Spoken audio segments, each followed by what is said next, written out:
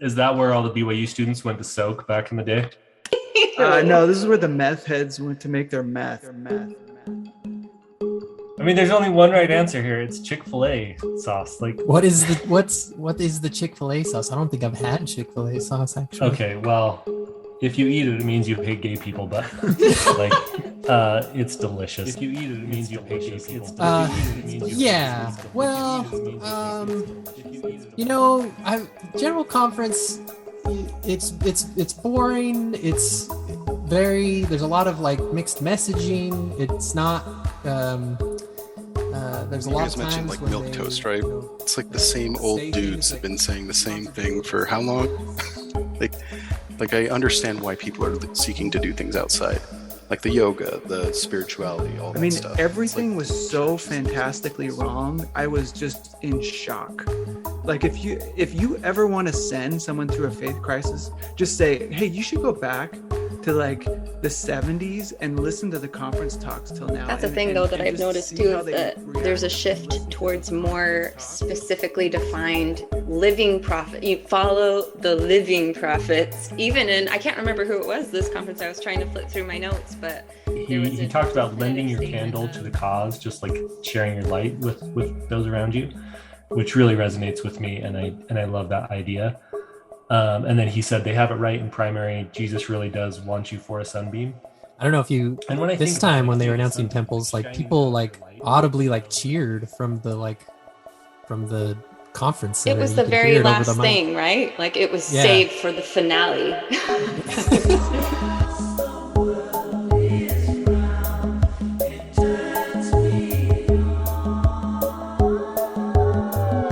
This is Infants on Thrones. Baby steps. You want someone to preach to you. The philosophies of men. I like magical toys. You want religion, do you? Mingled with humor. I don't believe in them. There will be many willing to preach to you the philosophies of men mingled with humor. We are evolving. Baby steps. You can buy anything in this world of money.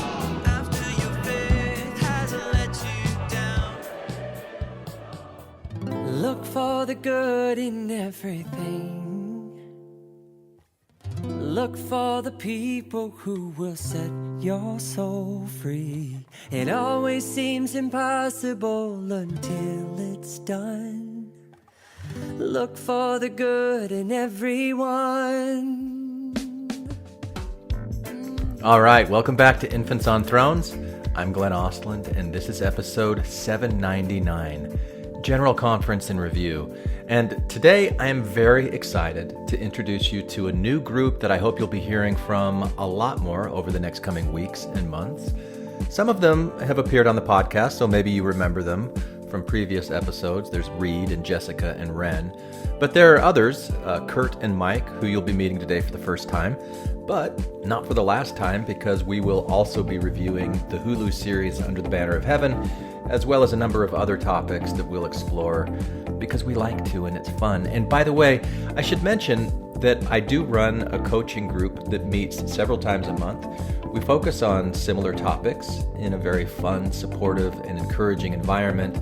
So if you'd like to find out more about what I'm doing with coaching, if you'd like to be part of a group like this, please reach out to me at infantsonthrones@gmail.com, and I'd be happy to give you more information. And now, hang on to them hats and glasses, because this here's the wildest ride in the wilderness. So, what if I switch to this mic here? Is that a little better? No. Yeah. No. Oh. No. No. Oh. Yeah. No. A perfect chiasmus. No. No. Yeah. Oh. Yeah. No. This is complicated. All right. Let's get going, shall we? No, I was going to have to provide a bio. Glenn. Yeah. I know. Yeah, I was counting on my fingers how many years I've been out of the church. Yeah. Oh, that's funny. It's been a while. All right. So, Reed, with your new microphone level, why don't you introduce yourself? Because you've been on Infants on Thrones before. I have. Tell the listeners a little bit about who you are and what's going on in your life since the last time you were on Infants on Thrones. Geez. Well, I've been going to this group coaching for a little while, and that's been extremely helpful. Other than that, yeah, I've been just listening to a lot of good stuff from Ram Dass, Alan Watts. I don't know, whoever I can. Here's the thing, and I don't want to hijack this because we're going to talk about general conference reactions and responses. But when I did the coaching with you, it was about a year ago. One of the big issues was you were, worried about what your parents would think when they found out that you had left the church. And so the biggest change, I mean, because all of the listeners, like I get emails, like probably hundreds of emails each day asking me, what's going on with Reed? What's going on with Reed? Everybody wants to know. Hundreds of emails, huh? Hundreds of emails every day. But did your parents ever find out that you left the church, and what happened? How did that go? Yes. So I think it's been about 2 months ago that I told them over a phone call, and I would say it went well as it could. And I don't want to, give too many details here, but there's definitely feels like there's a difference now in our relationship. And I know they were very emotional about that revelation when I told them. Was it as bad as you were worried that it was going to be? Well, for one thing, it was a huge relief to have that conversation over. I think I had rehearsed or thought about that conversation several dozen times a day. And I think I got to the point where I was just so tired of thinking about it. And I was honestly in a good headspace to have that conversation. I'd realized over many months of, through coaching and whatnot, that I wasn't responsible for their feelings. And that was extremely helpful to have that conversation, see them go through the reaction, which they did. And it was tough to witness their reaction because I know there was a lot of tears shed on their side. Yeah. Made me very upset to see that reaction, see them hurting, I would say. But, I'd never felt responsible. I never felt like it was my fault that they were feeling this way. It was just, this is what they are going through. It was, that conversation was long overdue, and I should probably, I don't regret having it when I did. Yeah. I thought it was perfectly timed in terms of I was in a great spot. Had I done that, around the time we were doing the coaching thing, it would have gone horribly. I think on both sides, I would have taken a lot of responsibility for how they felt. And still, I have not seen them in person, or I've only talked to my mom once since that conversation. But I can tell there's a strain there, but I think over time that will just only get better. I hope. Good. So. All right. Thanks, Reed. Mm-hmm. Okay. Let's move to Jessica, because in the timing of people who have appeared on Infants on Thrones, I think Reed's first episode was right before your first episode. Yeah, I think so. Like the day before. So, how introduce yourself a little bit, Jess, and how has your life been? What's going on since the last time you were on Infants on Thrones? Yeah, it's been a while. You were right. It was in 2020. I think it was around October or November. A lot has happened since then, but mostly good.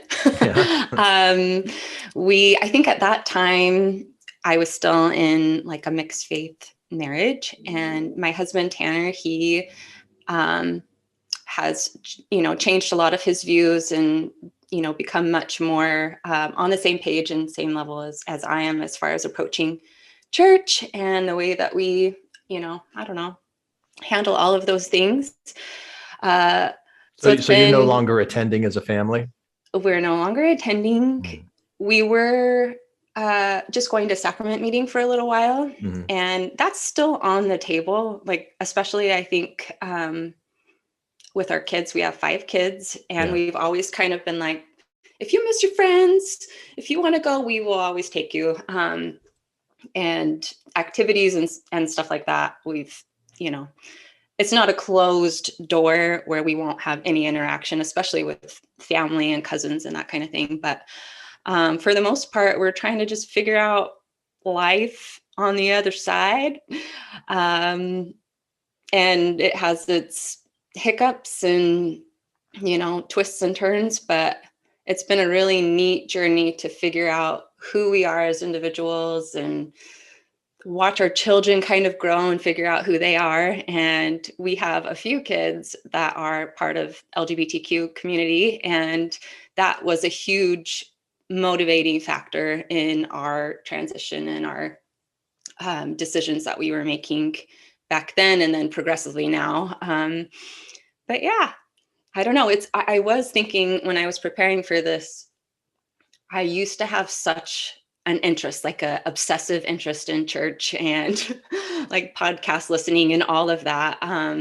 But it definitely has softened as time has gone by, and the intensity has kind of dropped down some levels. And although I'm still invested, I think because I have so much history there, it's definitely, I don't know. You've got an intense interest in other things besides like the Mormon stuff. Yeah. Cool. All right. Thanks, Jess. Mm-hmm. So Wren, you are the next person sequentially who has been on the podcast previously. So would you introduce yourself and welcome back? Yeah, I am Wren Christensen, transcendent, transcendental, transgressive, transformative, transgender, transistor engineer. Wow. That's right. And I'm back. That's impressive. Yeah. All right. Yeah. Thanks, Wren. That was quick. All right. And then we've got two. Curt and Mike, I don't think either of you have been on the podcast before. So you can kind of virtually arm wrestle to see who gets to go first. I mean, I'll go first if you want me to. All right. Mike won. All right. So I'm Mike. I have left the church actually in 2016. Around the time where Tyler Glenn was doing the X album. That really got me thinking about, why he was speaking out that way. And once I read the CES letter, it was done. So I guess once I left the church, the journey didn't stop there. I have since divorced my wife and am... Is it really, final? Not 100% final. Okay. We're almost there. All right. But so... I guess from looking back, I went through a really angry phase. I would still say I do get triggered from time to time with certain topics, but overall, my view of the church has been it's over there and I'm over here. And that's probably a little bit of a defense mechanism because my parents are still pretty in the church. But as of, this year, they have really softened their stance on, how they view me and how they approach me as their son. And how I pretty much don't let them really think about me as a member anymore. It's completely divorced now. I do use a lot of the same language. So calling over to what's his name? Gosh, it's been a long time since I listened to those old episodes. But who's the lawyer guy that Matt, child defense lawyer? Yeah, that's Matt. Okay. I remember once something he said stuck with me, and that was that he used the same language as his parents, and that really bonded him with his parents, even though he didn't have the same beliefs. I took that same approach, and it's taken a lot of time. I won't say that it's been very functional, but I feel like my relationship with my parents has gotten much better. So, that's been my journey this last, how long has it been since 2016? A couple of years, whatever. Nice. But, yeah, every once in a while I do watch conference. So Wren, I do feel you there because I will watch it just for fun, but I don't take notes. I will just watch it and it'll let it ruminate in my head. So now I need to start taking notes, but yeah. Wren took some fantastic notes.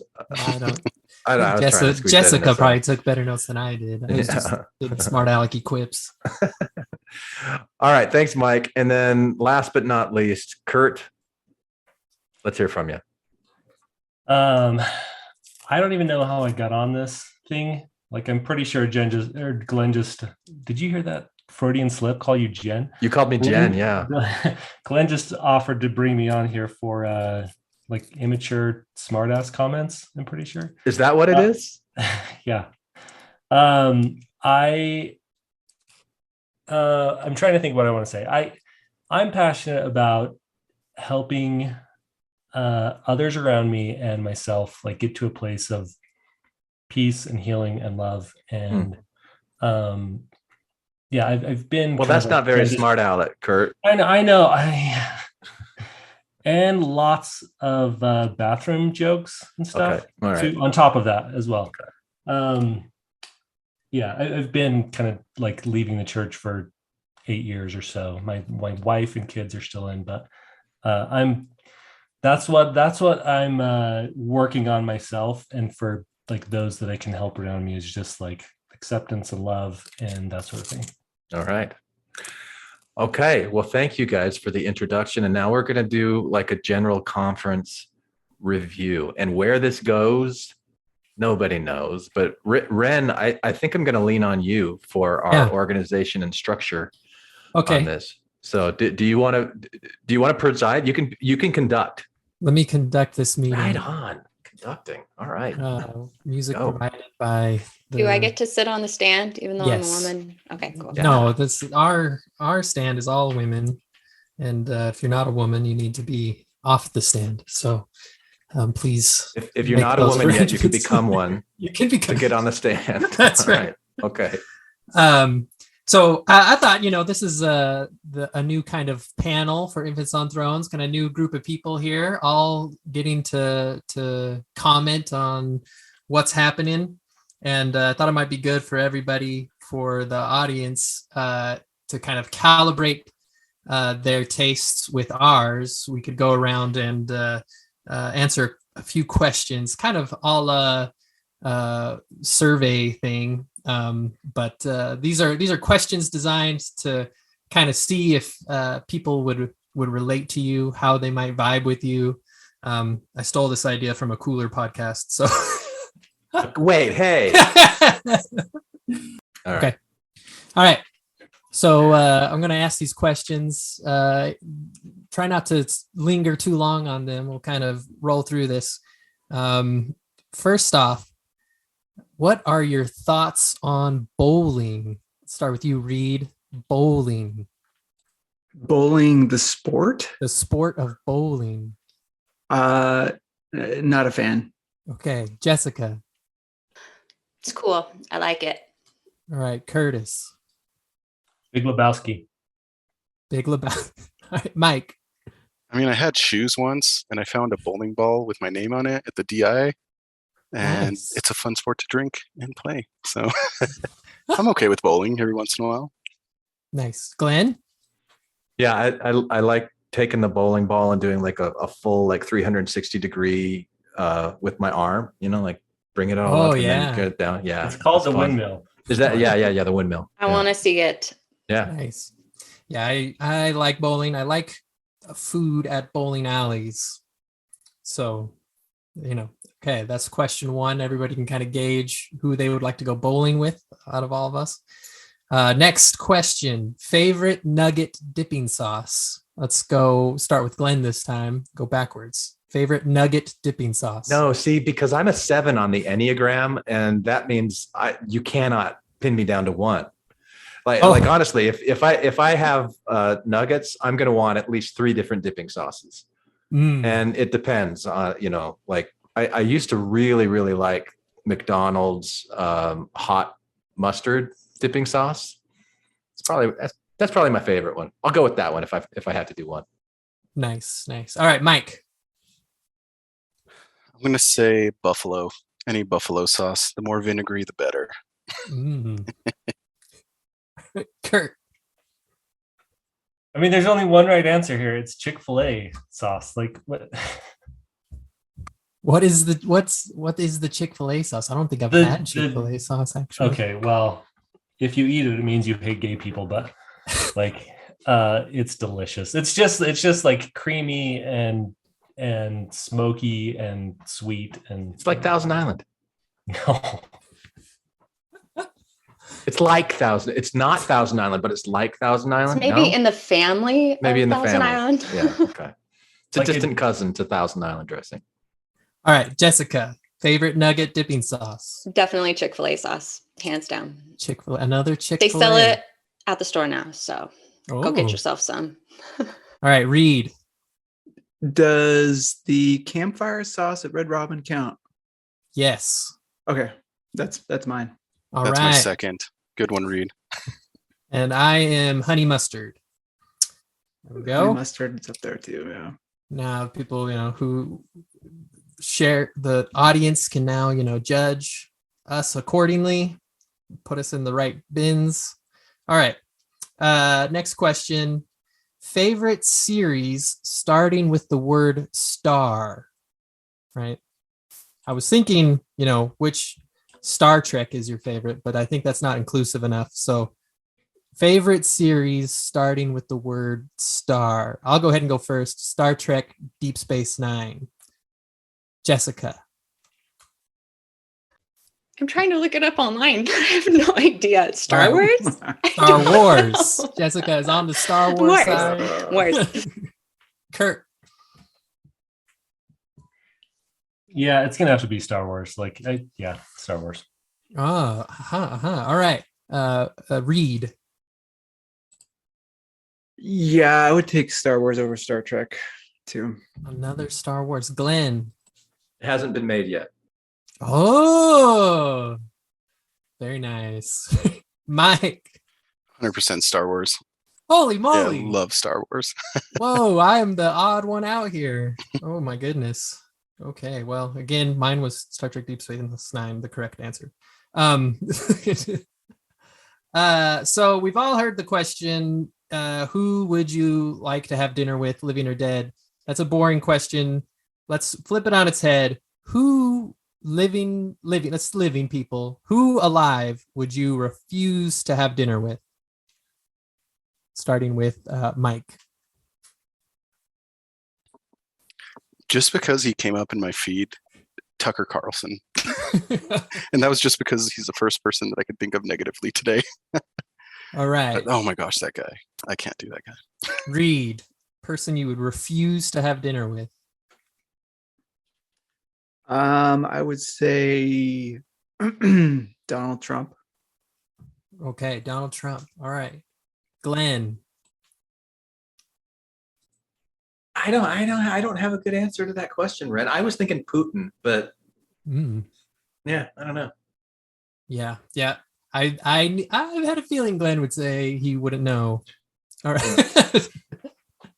Jessica.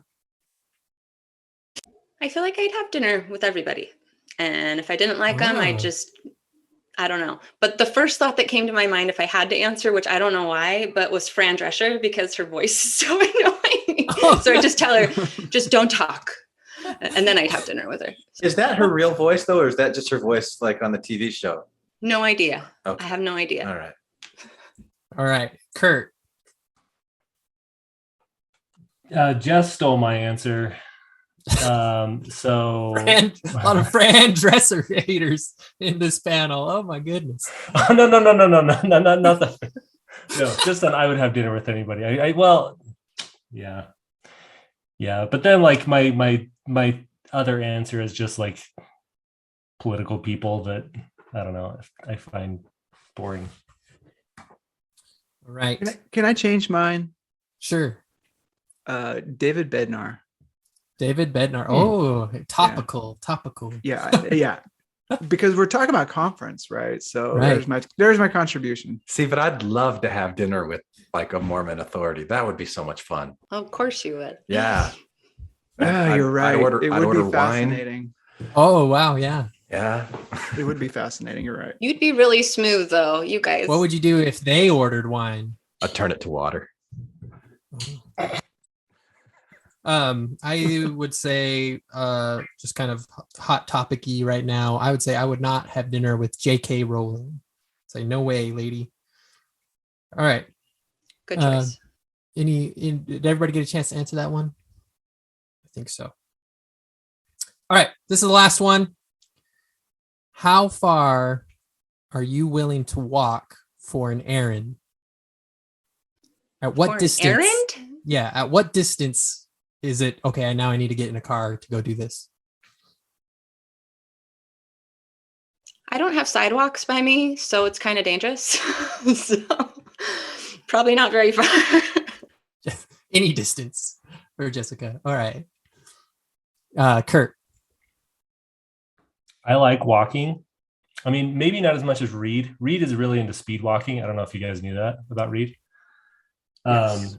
But I used to park as far away as I could from the office when I like lived in Colorado, which was great to walk as much as I could. But no, I would walk 656 yards. All right. Half a kilometer about. Pretty good. All right. Reed, the walker. I was looking forward to an opportunity to brag about my daily step count average per year, but it's about 15,000. So, Ooh. yeah. So I would say a mile. I would go a mile because that's about the distance our grocery stores are at. So I've done that. So mile. Yeah. I'll put mine in the middle here. Yeah, as well. A mile. I'm with you, Reed. 1 mile. You can do it. Go walk over there. Mike. Not a big deal. I mean, I'm not at 15K steps, so I'm going to say 0.75 miles. But yeah, I walk to 7-Eleven by my house all the time with my kids. It's like our excuse to do some movement. Nice. And Glenn? Well, if it's errands that I have to like bring something back with me, I'm going to take the car so that I don't have to carry it. But if it's just like going for a walk, I don't know, 10 miles. Whoa. 10 miler. I used to love going for like long walks. Nice. Yeah. All I'm right. not a walk hater. I actually like walks, so Yeah. just putting that out there too. Yeah. It's the errands part that kind of tripped me up, Wren. Yeah. Do better next time. Okay. All right. All right. So now people can judge us accordingly, pick their favorites, and side with their opinions on General Conference.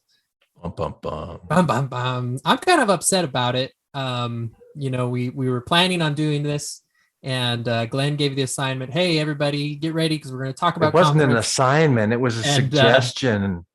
I end up being the only one to actually watch all of it. And I finished it today. Oh, I nice. finished all of it. But everybody else went and saw Everything Everywhere All at Once, and Yes. I felt like there was a Which is switcheroo. much better. I saw Much that better. too. Did you see that, Wren? I did see it. Yeah. Okay. All right. Thought it was very good. Yeah. Yes. Better than conference? Yeah. Well, What? General Conference, it's boring. It's there's a lot of like mixed messaging. It's not, there's a lot of times when they, say things that contradict what they said at the last session. But it's an event, you know what I mean? Like it happens only twice a year, and everybody gets together, has a good time. My family, they always make crepes, Swedish pancakes. I don't know. Do your families have like conference traditions? Okay, this is a thing because when I married my husband, he made scones. Like that was a thing. Like, I don't know, it must be Mormon thing because I had no idea what he was talking about. I thought it was just from where I am from in Washington, there's fair scones, which is like a biscuit. And he was talking about fried scones. So first, when he said he's going to make scones, I just thought it was something totally different. But that was the tradition for them is scones. Oh, anybody else? That's a Utah thing, calling fry bread scones. Yeah. We had that growing up too. Covered in peanut butter and syrup. Ooh. Low Powdered cal. sugar. That's Mm. or syrup. Yeah. I don't know. So My tradition. Go ahead, Reed. I was gonna say I didn't come from a tradition of doing that because they showed conference in the church where I grew up. And so we were, as a kid, we went to every session. There was no excuse. You went to every session of conference and it was usually mostly empty. And so we would just draw the whole time, you entertain yourself as best you could. So I didn't grow up with any sort of tradition of breakfast on conference until BYU TV came on like Dish Network, and that was when, so then we developed our own of making a big breakfast and all that stuff, and then you'd fall asleep in the afternoon because you're full of carbs. So it's great. Yes. Mike, what were you saying? No, I was going to say that my tradition was just to convince my parents that I could watch it while closing my eyes. Because I was in Utah, so we saw it on TV. And I mean, we weren't the best members. Like, we didn't do family home evening growing up or any of that stuff, but we tried. So yeah, it was just a couch day, but no big traditions. Yeah. Yeah. So, I mean, entertainment wise, conference is not the number one choice. Obviously, I think, any movie, you probably have a more entertaining afternoon, but it's hard to beat, moments with your family, and being with them. I think that didn't happen for me this time, watching conference here I just watched it by myself, I guess. But yeah, my overall reaction is that it was very dull, and not much of substance was really said. And I feel like the conferences, I don't know if it's a real thing or not, but it feels like they are saying like less and less in terms of controversial things. Like I feel, I get the vibe that there aren't really any kind of general authorities who have the guts to kind of get up on the stand and kind of make, really provocative statements about, I don't know, something. I mean, there were a couple, and if you really wanted to make, hey, you could take some of the statements and say, oh my gosh, they said this thing. But like, I feel like nobody wants to try to offend anybody. And so they just kind of have really brought the discussion or the messaging down to kind of a milquetoast level. I don't know. What do you guys think? It's been milquetoast for so long. Like I remember as a kid watching General Conference, and I couldn't wait for the prophet to reveal, like, when are the lost tribes coming back and where are they? Like give me something big that I can sink my teeth into, like, and I would be excited. And then after enough times of being disappointed, I just stopped caring about it. Like, I'm not going to get what I want from it. Like I wanted that. What there's that article of faith that we believe in what's been revealed, and that there'll be a great many things revealed in the future. I always thought the General Conference would be the vehicle for that future new revelation that would kind of continue the tradition that Joseph Smith started of let's break away from the typical way of looking at things in Protestant Christianity and kind of expand it and keep expanding it and keep expanding it and keep expanding it. And it wasn't that, and it's still not that. I think it's even contracting even more to be more boring and milquetoast, but at least for me, for what I'm looking for. Yeah. Curt. So milquetoast is the perfect word in my mind. Like, way to go, Wren, bringing that up. Here's a question for you that I'm curious in hearing, like, what everyone here's take is on their experience with, like, their believing friends and family. What is the vibe you get from people you interact with on their take of General Conference? Because I have my view, but I'm curious what you all, like, the vibe from those who are, like, in the church, what they think and feel about General Conference. The vibe that I get from, being on social media or connecting with family members or listening to what they have to say, it feels like kind of a pep talk. Like, General Conference is a place where you feel like, okay, we could do this. It's just a good spiritual pep talk and regrouping. I don't think, honestly, this time around, I don't know if I don't think I have any family that was really like putting anything out there in like text messages or anything, like the way we communicate usually. But I mean, there are always excitement about the temple announcements, and this time around there was double excitement because it was in areas of where I have family or where someone was serving a mission or whatever.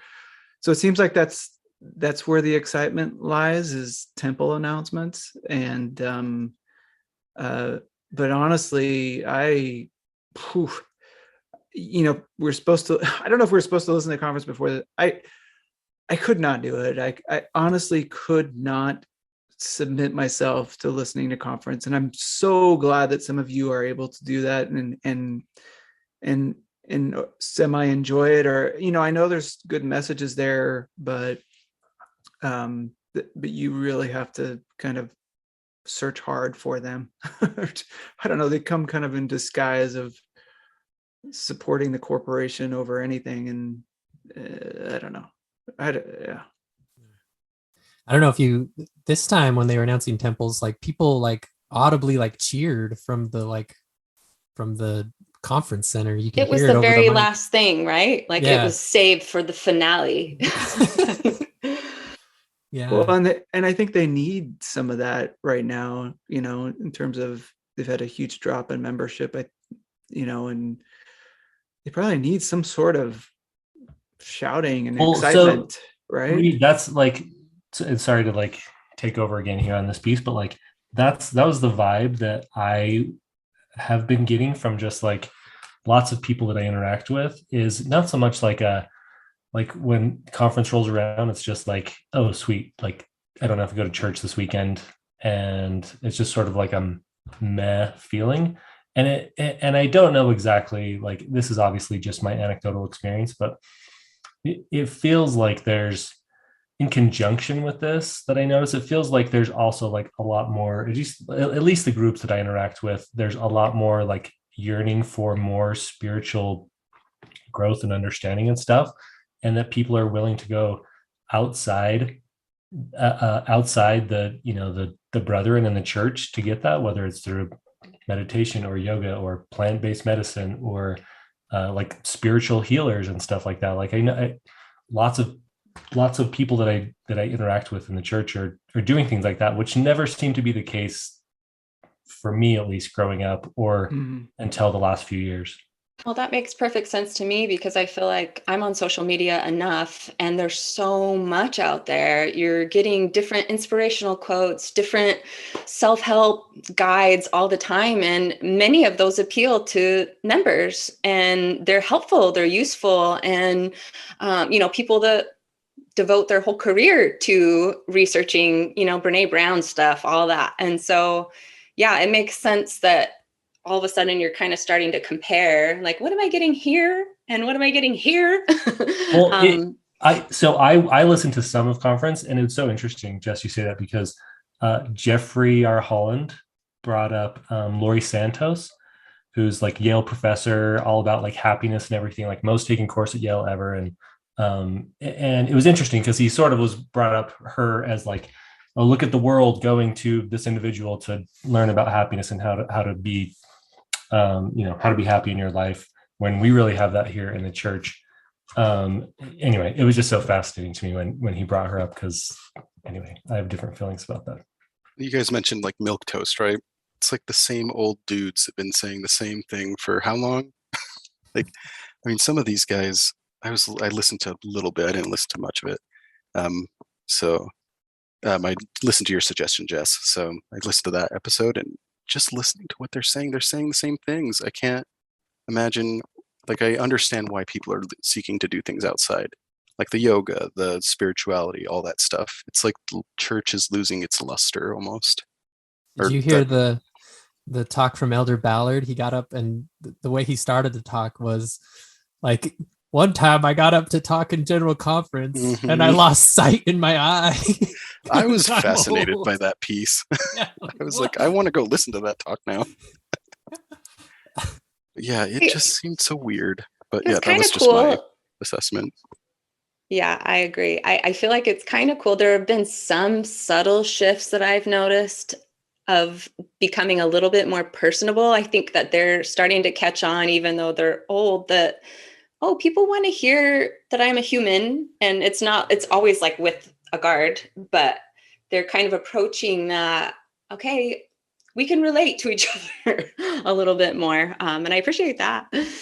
So something I don't know if I mentioned on when Glenn and I were talking, but the thing that sent me through, that's really kick-started my faith crisis, was listening to General Conference. But I was going to go back and listen from the year I was born, because those are available if you go into LDS tools. And so I started on the year I was born and progressed to like 1982, and I could not listen to one more conference talk because they were horrible. All of them. And this is back when I remember like trying to feel the spirit, through the conference. So sorry, Reed, hold on. This is when you were believing, right? Yes. Okay. This was like my pinnacle attempt to become as spiritually attuned as possible, because I just I was kind of lost at that point. I was like, okay, you know what? The most spiritual thing I could do is go back and listen to every conference talk from the year I was born till now, right? Thinking that was going to be the thing that lifted me up to peak spirituality. And so I go back, I start the year I was born, which is around the time when the priesthood ban was just let go, right? And they were still referring to Black people as the sons of Cain in like 1982. And they were, and the talks on LGBTQ stuff back then, and I mean, everything was so fantastically wrong. I was just in shock.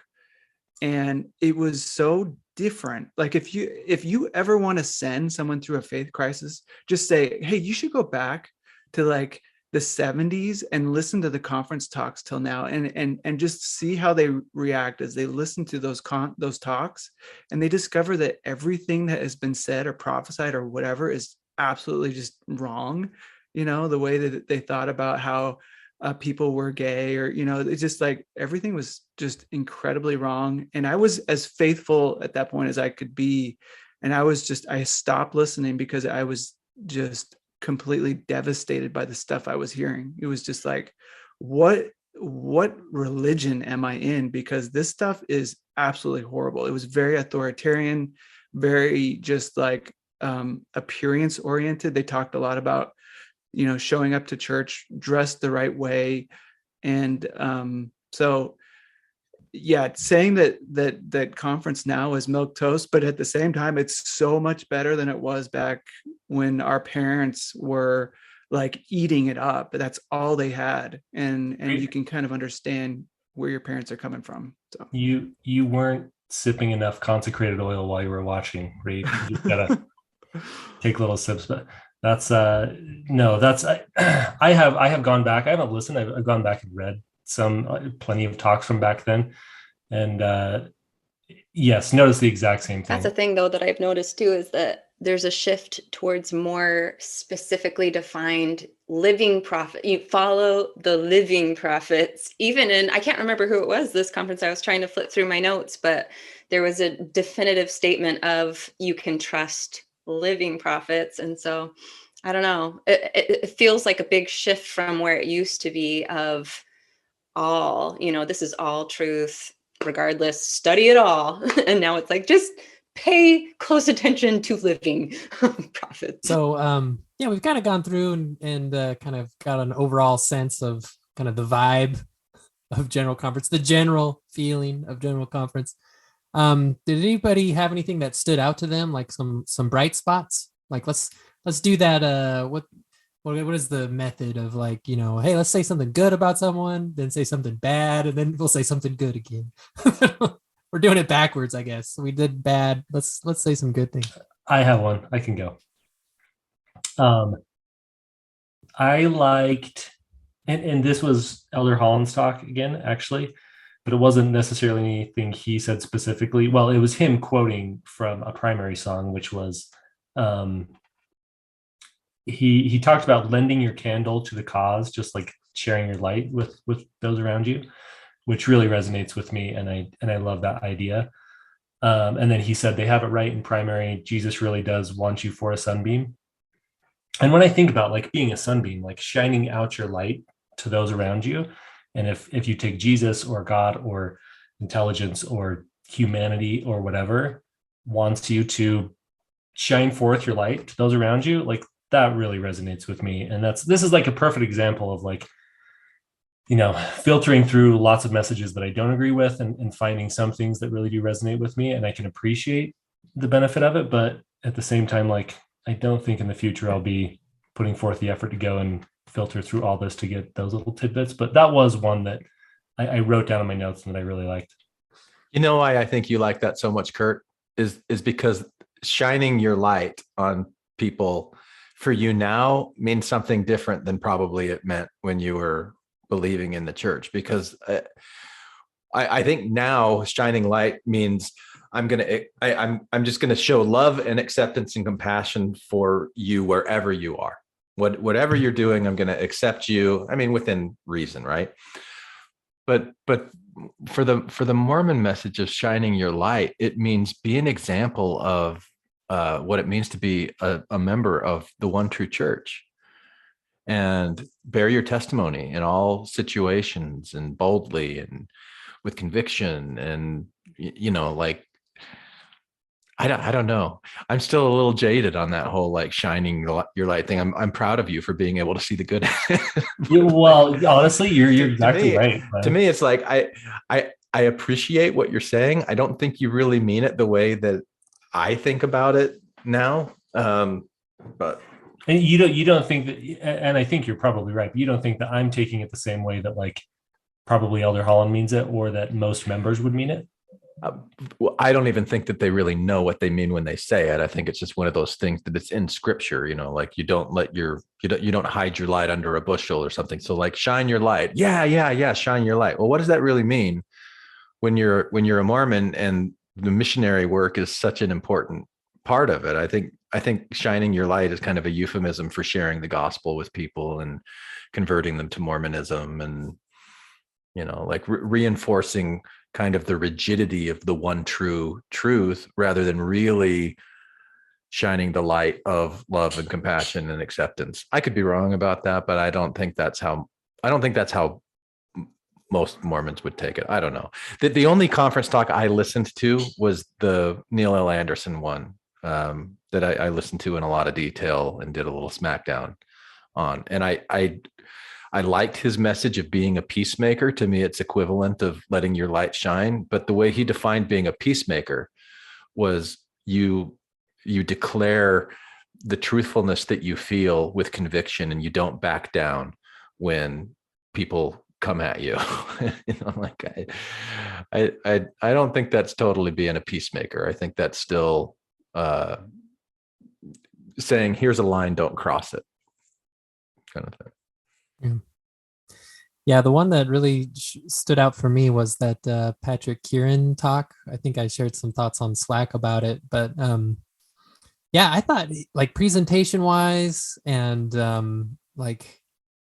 substance wise, I thought it was really great. He had a reference to Shackleton, which I love the story of Shackleton, and his message of like getting through suffering through Jesus Christ. What is Shackleton? I don't know what that reference is. His Antarctic explorer. He told the story of the just briefly mentioned it, like, hey, one time there was this guy named Shackleton who tried to explore the Antarctic and got his ship stuck, and it was pretty scary for a while. And also there was these Apollo 13 astronauts who thought that they weren't going to be able to make it back to Earth. That was pretty scary. Guess what? Jesus can help you through the scary times. Which, that's good. Yeah, okay, sure. Like, I mean. Okay. That talk, though, was exactly the kind of talk I needed to hear when I was a member. Like, it was a universal, applicable talk to anyone who was going through a very hard time. And honestly, it felt reparative in a lot of ways with past messages like Reed was talking about. I mean, there's only so much they can say, like, back then we didn't know and now we know. It comes out in these ways of, really, he was able to access empathy and not be preachy, like talk to you. Like, that's the kind, when I imagine the best bishop you could have, that is what I would, hope for people to go and be, comforted or listened to or believed in whatever pain that they're experiencing. So I really appreciated that. I think it will do a lot of good. he used the words imagining ourselves in their place when talking about people like visitors to church and things like that, people who were not like them, which is like sort of one of the definitions of empathy, right? Which that was his talk was the one that I probably appreciated the most of the 10 that I listened to or so. Any other highlights, standouts, shout outs, special mentions? I've got to tell you, I was expecting a lot more from President Uchtdorf. You know, I don't know if it's just the mystique of the silver fox, you know, from back in the day. You know, expecting him to really deliver, but boy, I don't know. It just fell flat this time because he like convoluted like 3 different analogies, and somehow was like, yeah, you know, widow's mite, airplanes, bicycles, faith, you got it. So good at getting you with like a storyline though that you'll remember. So you know, with flight, you're like, okay, flight, forward momentum, like I can remember that. So I think he's really good at the tagline kind of impression left with you, I don't know, kind of messages.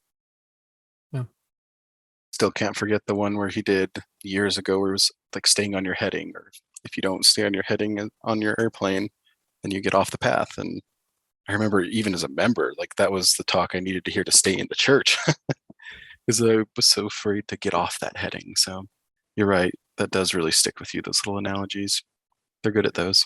Uchtdorf's an interesting one for me because I would say he's kind of a personal friend. I've met him twice. Ooh. No big deal. So, yeah. Wow. So one time I even introduced my wife to him as if I'd known him forever. And I'm like, here's my wife. Like I met him on my mission. He came back when he was just like a lowly 70. He came, and I remember being super impressed by him, and to see him rise up through the ranks so fast was really kind of interesting to me. And to get into the first presidency so fast was pretty, you know, man, that guy had a lot of potential, but it's obvious that Nelson has something against him, you know, to take him out of the presidency has been really interesting. And then seeing his talks after that, you just have to wonder what's happened behind those church headquarter doors for sure. I mean, apart from his great hair and dashing good looks, like, are you talking about me or? Yeah. Yes. Oh, okay. Yeah. That's funny, Reed, because I do remember the day I got married in the Salt Lake Temple, a woman like barged in when we were sitting in the chapel. Not really barged in, but she opened the door and seemed confused. And a temple worker came in and said, "Sister Uchtdorf, you got to come this way." And I was like, "What?" And my wife, well, we were dating at that time, engaged. Like, apparently Sister Uchtdorf was walking into the chapel that we were in the temple, waiting to go see our sealer. So that's my only claim to fame with general authorities. Otherwise, I've never met any of them. So power to you, Reed. No, it's not a big deal. Celebrity. When my grandma's like second cousin was James E. Faust, if you recall that general authority.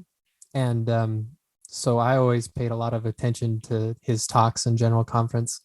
And kind of when I was having my faith crisis, when I was in graduate school, I was working in this lab, and this guy I was working with, his name was James E. Faust. And I took it from a sign from God at that time that like kept me going in the church for a couple more years, because I was like, oh, James E. Faust, no way. How could you have the same name as my distant relative? Whoa. Everything's a sign. It's all connected. What's interesting, Wren, is his brother was my boss at some horrible slum hotel in Provo for when I was in college. So no big deal either. Wasn't James E. Faust a Democrat? Yeah, he was. Yeah, his brother invented the mini trampoline. He talked about the mini trampoline all the time, and how he had like all like nearly took over the world with the mini trampoline, and then lost it all. And then he was managing this horrible hotel, and his wife was, oh my gosh, she was. How do you get credit for inventing a mini trampoline? It's just like there's a trampoline. Well, that's like, what he said. It turns out that he couldn't maintain the patent on it or something because it was too general. But at the time, the mini trampoline was humongous and he couldn't keep up with the demand. So there you go. It's too bad. But he looked just like James E. Faust, and and talked just kind of like him too. So it was, and they didn't seem too off in age. So I was like, what is this guy doing managing this slum hotel in Provo? And I might bring up this slum hotel a lot because it influenced a lot of my life. So wow, I have some haunted ghost stories from it. It's just a great conversation. Is that where all the BYU students went to soak back in the day? No, this is where the meth heads went to make their meth, and they would mount cameras outside their doors and stuff. Yeah. Much better. Oh, I was gonna say like dealing coffee or something, but that's even darker, Reed. No, it was nuts there. It's great. Utah's like another planet. I feel like it's an entirely different planet.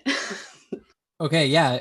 Utah is like another planet because like it's a government run by Mormons. Like, don't get me started on that. Bizarre. But, yeah. All right. So what's the shit for this shit sandwich that we're making? Something about Judas. Oh yeah, that meme talk you were talking with Wendy about, Glenn. Like, it's really surprising. Like, I did not get any kind of sense of like Judas, like ex-Mormon. I didn't even think Neil L. Anderson was talking about ex-Mormons. But that was wild that she like. I didn't get it right away either. That was something I saw it online and I was just like, wait, what? Like, I missed this? Yeah, I think everybody was waiting for like, what's the big outrage that's going to come from this conference? And it just kind of got manufactured as that meme because there really wasn't anything. At least I don't know. I didn't see anything other than that meme. Well, didn't that meme originated from an Instagrammer who does compilation, like just comedy of like a recap of all of the sessions. And it's hilarious, but it's very off from, the factual quotes and whatnot. But, screenshotting something. Okay. Who's the Instagrammer? It's Outer Dankness. It's really cool name. Is it? Yeah. So you will laugh and you will be entertained, but you can't take it for, at face value, whatever is on there. Yeah. Okay. I'll have to check it out. Yeah, that made the rounds quick because I got that in a text message from a sister-in-law like right away. The day of conference. So whoever made that, yeah, Outer Dankness. Way to go. Way to send the Exmo world and in a tizzy there. They're probably proud of it. So I don't know. Yeah. We should do that. We should just start coming up with some fun ones. See if we can get them to spread. Can I tell you my most disliked talk of the smattering that I listened to? I did an audit of General Conference, just took a handful of random talks. Actually, Wren, do you want to know the honest truth? Is I like read through your whole discourse that you wrote, which was fantastic, and just picked a handful that looked interesting to me based on what you had said. So Kevin Hamilton, I don't remember which session this came from, but this is just like diving into Curt's psyche right now. But his talk, he talked about like changing to become more Christ-like, but he consistently in his talk talked about like, okay, being authentic is great as long as your authenticity matches what Christ wants you to do, right? Which is like the exact opposite of what being authentic is. Like, be authentic as long as it's exactly what I want you to be like, right? And it gets to maybe my biggest beef with Mormon theology, which not exclusive to Mormon theology whatsoever, but just that like you are inherently broken, that you start out this world as someone who is unworthy, essentially, or maybe by the time you're 8 and you can sin, you are unworthy, which the idea of being unworthy is, without worth or worthless, is the exact opposite of everything that I want for like my children and those around me and for myself, is to have like this inherent value and worth, which is, I think, lacking. And whether it's intentional or not, or just a byproduct of what the church teaches through through its doctrine, I think is like the most pernicious aspect in my mind of a healthy mental state for its members, you know? Yeah, that talk was he started it off with his little metaphor about computer programming. He's like, conditional statements are if then statement. I'm like, oh my goodness gracious, my guy, what are you doing? Like, that's not entertaining to anybody. I mean, sure, your goal's not entertainment, but you're putting everybody to sleep with that first sentence. Like, and then, like, what the hell? Like, he's basically saying, yeah, God's love is exactly like a computer program. As long as you put the right condition in the if statement, then you'll get the love. It's beautiful. Yeah. This is why I didn't want to listen to conference. Isn't that like the opposite of Jesus? Yeah, it's just that whole vibe of like, let me tell you who you are. Like, you don't have the capability to understand yourself unless I tell you who you are, which, I mean, puts you in that perpetual state of like, I don't know who I am. Okay, tell me. But yeah. He's literally going to program you, right? God, you are a computer program that God is writing. And that like feels comforting. Not really. I've got to say, like, personally, I was very disappointed in David Bednar's talk because, like, it was clearly set up to be like the talk of the session, right? They had the number right after Elder Bednar's talk was going to be the song that he was talking about. I can't remember the name of it, but it's got that heed not that whatever song that is. So it was all teed up for Elder Bednar to just like, you know, give an awesome talk and use the heed not phrase and, you know, really, really create an awesome Mormon meme. And he just had an air ball on that one because it was just like, he's like, the dictionary defines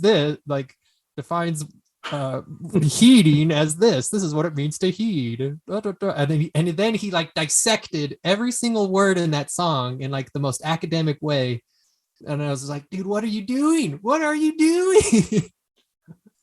This is coming from if the actuarial tables are correct, it's going to be the longest tenured prophet that the church has seen ever, probably in modern times, right? Because he's so young. It's gonna be a church of robots. Kind of made me think too, like, these guys have to get a little bit bored with some of the material they have, that they're sitting in meetings and they're probably like, okay, what can I draw from? Hymns, like this hymn, I'm gonna write my whole talk on this hymn. I don't know, it just felt like that's what you got. Okay, go ahead. I was gonna say, back like 20 years ago, I remember having the discussion of why is conference so boring? Why are they always teaching like the same primary stuff? And I don't know if this is like urban legend type material, but it was because the members hadn't fulfilled what they were told from like a primary level. So they had to continue saying the same things over and over and over till the members understood. And then we could progress on to the more advanced, deeper mysteries of God. But until then, we're just going to hear the same primary stuff, the same milquetoast stuff. That was what I was always told. Like, because the question came up, why is this so boring? Why do they keep repeating the same stuff over and over that we've heard, just formatting a little differently, you know? But I guess that kind of follows the trend. If there's an uptick on members leaving, then we're not getting better as members, so we are getting less substance. I don't know. Interesting point. Yeah, it's a good point.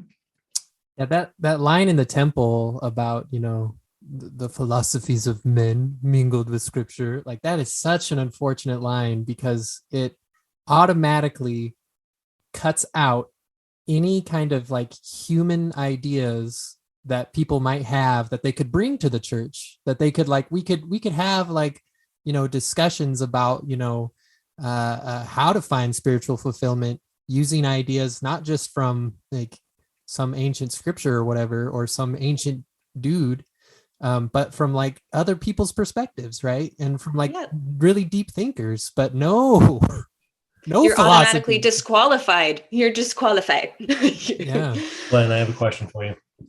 So in our conversations, many times you've mentioned like taking sources of information, whether it's a book or a podcast or a movie or whatever it may be, an individual you talk to, and use that content as like a Rorschach ink blot to, view, to use that and see how you feel about yourself and see how you feel about ideas or concepts or values, things like that. How do you view using conference in that same way? And like, do you actively go out and listen to conference talks as that Rorschach ink blot test to see how you feel about these things anymore? Have you moved on past that? Oh, I moved on from the conference talks a long time ago. But I mean, the idea of looking at something and paying attention to your response to it. I mean, I kind of still do that for everything. So if I do go in and listen to a conference talk, I'm paying attention to my reaction and my response to it. But I don't actively go and seek out conference talks to learn from, because I know what my reaction and responses are to that pretty much. One thing I thought about a lot this time around, because I noticed a very tangible difference in the way that I felt when I was listening, because before it was with an agenda, which is funny because I knew we were doing this, and so I had an agenda in my mind, but it served a different, or I don't know, it just provided a different feeling. Whereas comparing to the past, it did it. Even with sacrament meeting, there's something about familiar beats and notes and tones of voice, songs at the appropriate times where there's something familiar and comforting about it. But then because of the change, that I've gone through, I had felt that tension before of not allowing it to be, like the hymns to be nice or to feel okay, because I had that tension. And this time I was just like, oh, that's a beautiful song. And then I would just listen to the words separately. But I guess I don't really know where I'm going with this, but I was paying attention to the way that I felt when I was listening to it, instead of, looking for something, or I don't know. And I think that's shifted a lot, like just the way that I approach it, because I think most members do that, whether it's consciously or subconsciously, just wanting that feeling of familiarity and, that comfort. Yeah, I think that's a really good point, Jess, because, there is something that's just very valuable about, our brains store memories based upon feelings. And so if you've got a good feeling that you're safe with your family members or your community, and you're doing this, ritual of general conference, it makes sense that all those sounds and cadences and, all of that stuff, tones of voice, would kind of bring that up. Like if you had happy memories or safe memories or whatever. Yeah, that makes a lot of sense. Thanks, Jess. But Curt, I feel like I kind of disappointed you a little bit with the way that I answered that question. You disappoint me regularly, Glenn. It's okay. Yeah. No. You didn't disappoint me. I think you answered probably exactly as I would have expected you to answer. But actually, let me ask you this then. So when it comes to like, I consistently feel like a hierarchy of sources of information that I'm going out and searching to learn from, right? Mm-hmm. Whether it's like some scientist I respect or something like that feels high in the ranks, and like probably general conference would be much lower. But regardless of what I'm consuming, like whatever media or information I'm consuming, I'm able to, like you say, like see how I feel, take this, examine my own beliefs, thoughts, etc., and use any content as a positive stepping stone to a better Curt. Yeah. But like, how much should I be caring about like where I'm spending my time? You know what I mean? Because there's lots of things that I could be spending my time on, and I feel like sometimes I spend my time on like garbage, whether it's podcasts or books or things like that that don't add value.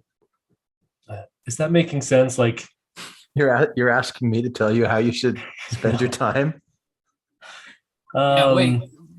I want to double click on the word value when you said the stuff that adds value. Like what do you mean? Like what is something that's valuable? Like what makes one life more valuable than another, or one experience more valuable than another? Like the instantaneous answer that comes to the top of my head when you ask that, Wren, is like maybe not with value. Maybe not with lives, but with like information or ideas. Feels like getting towards capital T truth, either broadly, like scientifically, or like for me personally, right? Like getting closer to truth. Like I could study Scientology materials all day long, and maybe I could find a lot of truth there, but I would probably rather study like Brene Brown, right? Or whatever it may be, that I view higher on that hierarchy. Does that make sense? Yeah. Yeah. And then the follow-up is so this pursuit of truth, maybe capital T truth, lowercase t truth, whatever. Like, what's that? Oh gosh. I don't know what that is. I mean, it's something I'm trying to figure out, and I don't know. I'd be interested in hearing what other people think too. What do you think it is, Wren? Like, do you view a difference between those two, like personal truth and capital T broader truth? I don't know. I don't view a difference between those. Like my core values aren't about finding truth. Like I'm not super concerned about finding truth. My values are curiosity, peace, and joy. And those are the things that I pursue. So that's just me. And bowling, right? And bowling. Playing Star Trek. And Star Yeah. Trek. I think it's interesting too, the more that I noticed a difference, just giving myself permission to learn other things, have a wider variety of information available to me, because that's something that I never did when I was, very active. I had a set amount of resources. And the minute that I started kind of absorbing other ideas, I had different framework. My scaffolding was different. And so anytime, there was input of ideas, it bounced off something different in there.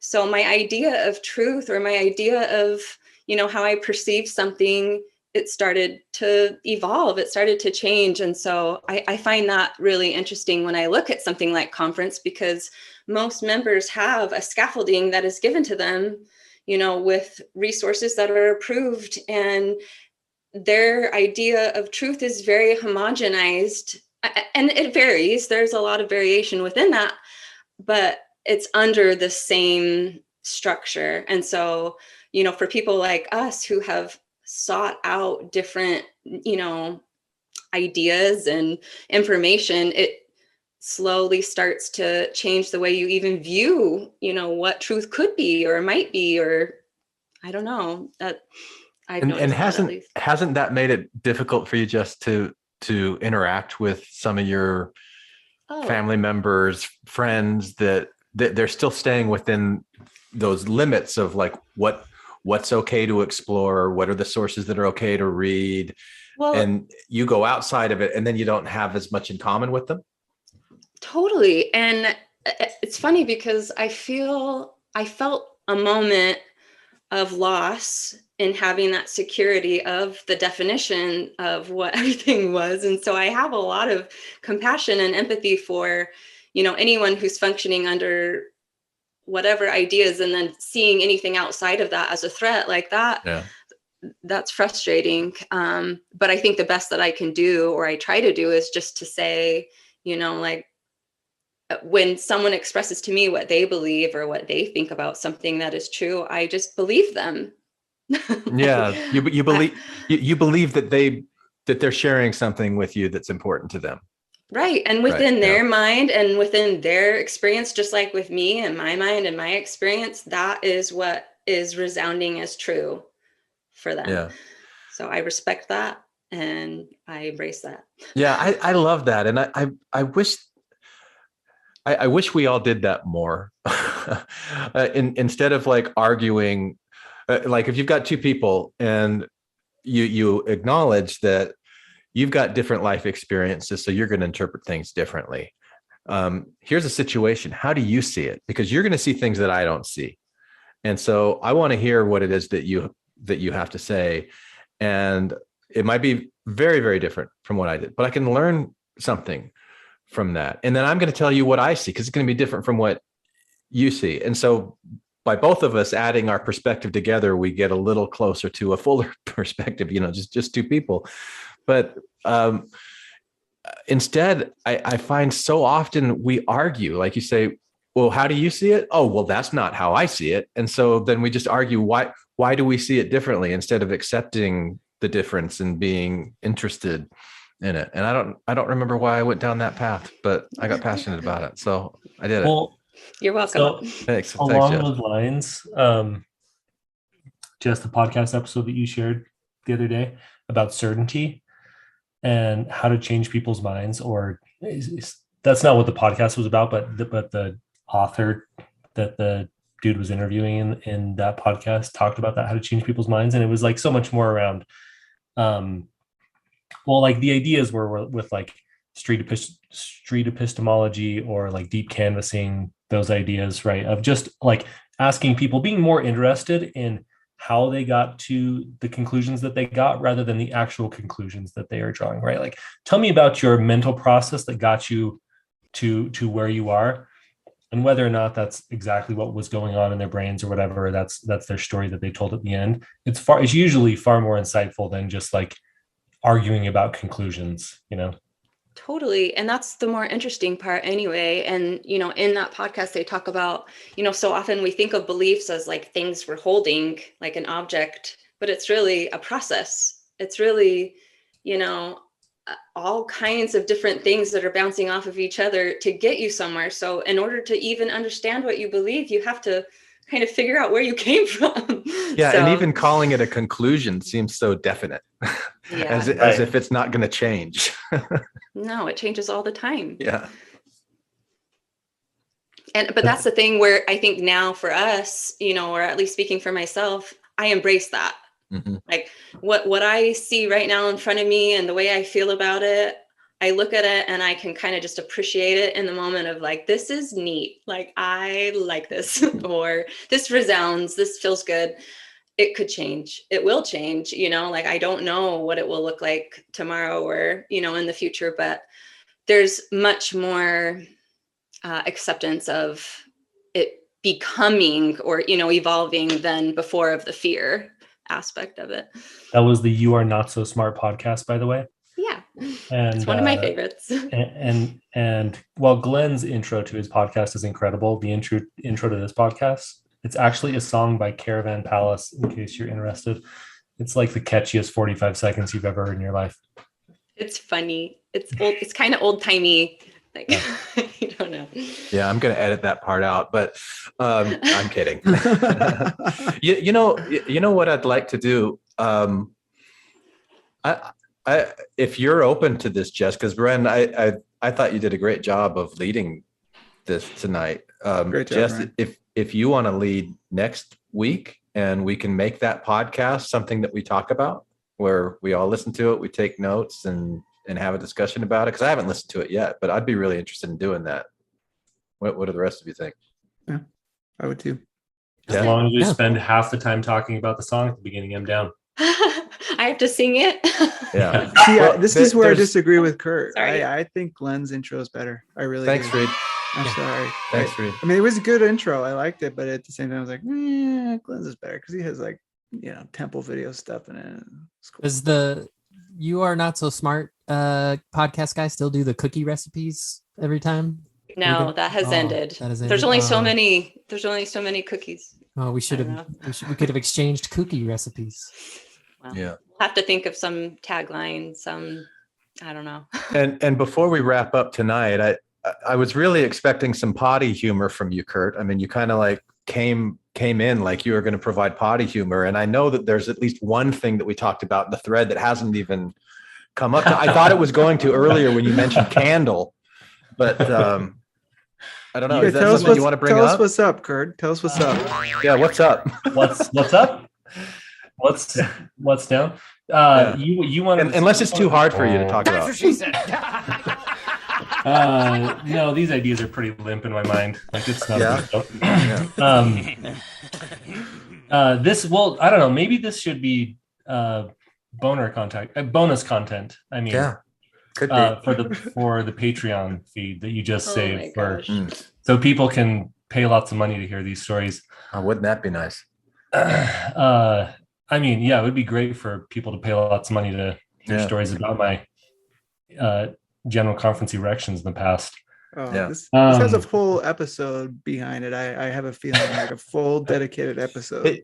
Have you really had an erection during general conference? Because that was the joke. You said something about you were going to joke around about untimely erections, which I thought, are there timely erections in general? Like, where is that a good thing or appropriate?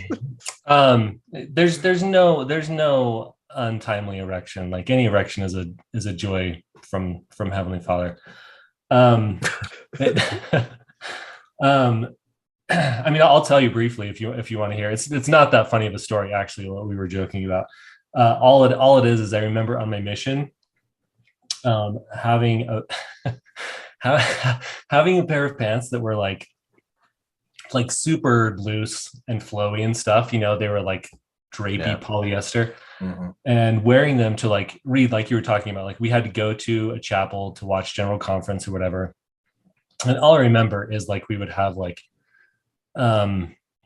we would do like prayers and everything after, like it was all the members would get together and everything. And I was saying the closing prayer, and for whatever reason, like I had an erection at the end of general conference. And like here's the thing, like I don't know, like do you like stand? Were you like knocking the books out of the as you were like trying to get out of the row, and it was you giving people high fives? I wish I could remember like why it was there. Like that would be far more interesting. And then at least I could be blessed with like that mental memory of like some beautiful Spanish woman or something like that. But I don't remember the why. And I really hope like it wasn't like James E. Faust or whatever. But just why do you hope that? What would be wrong with that? I mean, there's nothing wrong with acceptance, man. Right. Let your light shine. Being erotically turned on by like old geriatric church dudes. Not that there's anything wrong with that. Not at all. So I just remember like trying to hide it walking to the front of the room, but like that's so awkward. Like do you just like keep your hands in front of your pants or whatever? Like, and why did you have to walk in front of the room? You couldn't wait it out? Because that's usually what you do, right? You wait it out. Yeah, after this, let's have a talk with Curt about ways that you can hide it or just. I have zero comment here. Like I think my time is up. Lots of strategies here, Curt, that we could share with you, but you don't walk up in front of everyone. Hand placement. That's rule number one. Mm-hmm. So. This is turning into a different kind of podcast here. So. Public service announcement. All right. Well, everyone, thanks for attending the 800th annual wait, you're not to 800 yet, are you? What are you on? What episode is Infants on Thrones on now? It seems like it was always the 376th. The 376th biannual. Every time it seems like the same number. 790 something. That's my guess. Oh, you're talking about the number of episodes of Infants on Thrones. Oh, I thought you were talking about like the general conference stuff. What is it? Yeah, probably 790. Yeah, this will be 797 or 798, something like that. 796. I was in the realm. Yeah. Yeah, music has been provided by the bells at Temple Square and the trumpets. And we'd like to give special thanks to Mike's kids for being cool. Forget the mini trampoline sponsor. Yeah. Anybody for the closing prayer? Nice. Put down the weapons that you use against yourself. You don't need them anymore. Hey there, thanks for listening all the way to the end. Now, I really hope that you enjoyed today's episode. I have more to say about this topic, and I'm going to do that with a follow-up behind-the-scenes sharing time episode on Patreon. So, if you're in a position where you can throw me a few dollars each month to support the work that I put into creating this podcast, please come and support me on Patreon, where you'll also get access to additional content. Did you know that I also create sharing time episodes that are available only to Patreon subscribers? I've been doing that for a few years, so there's a lot of content there that you can have access to. So please come and support this podcast if you can. I greatly appreciate it. Hi, this is Hillary. Matthew, Ryan, Carol, Keith, Ashley, and I like to play bingo online while listening to Infants on Thrones. You can comment on this episode on the website, infantsonthrones.com. And if you really like what you hear, give the Quorum a 5-star rating and write a short review on iTunes. I did. Anyone for the closing prayer? My worst crime is an inside job. Dark thoughts taking over like an inside mob. I tune into the scene between the eyes and take a breath. Thank you for listening to Infants on Thrones. I sit still and watch the thoughts float past me. Never mind the future, never mind what the past be. I like to jump and let the universe catch me. Free fall, watch the beauty blow past me. I keep my pockets light, destination in sight. Keep my actions elevated to compassionate heights. I'm walking past the fight, laying down